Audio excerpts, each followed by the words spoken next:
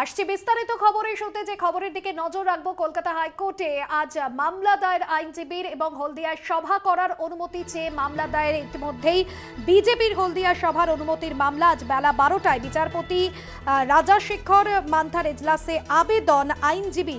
আপনাদের আরও একবার জানিয়ে রাখবো, বিজেপির হলদিয়া সভার অনুমতির মামলা বিচারপতি রাজাশেখর মান্থার এজলাসে আবেদন আইনজীবীর। আগামীকালই হলদিয়ার একটি মাঠে শহীদ স্মরণ সভা বিজেপির এবং সেই সভায় উপস্থিত থাকবেন রাজ্যের বিরোধী দলনেতা শুভেন্দু অধিকারী এবং সেই সভার অনুমতি পুলিশ দিলে ওই সভায় ঢোকার মূল ফটকের বাইরে তৃণমূলকে ধর্ণা করার অনুমতি দিয়েছে পুলিশ। এবং যে জায়গা থেকে মামলা দায়ের বিজেপির তরফে হলদিয়ায় একটি মাঠে আগামীকালই শহীদ স্মরণে সভা রয়েছে বিজেপি হলদিয়ার সভার অনুমতির মামলা বিচারপতি রাজাশেখর মান্থার এজলাসে আবেদন আইনজীবীর। দ্রুত শুনানির আর্জি আইনজীবীর।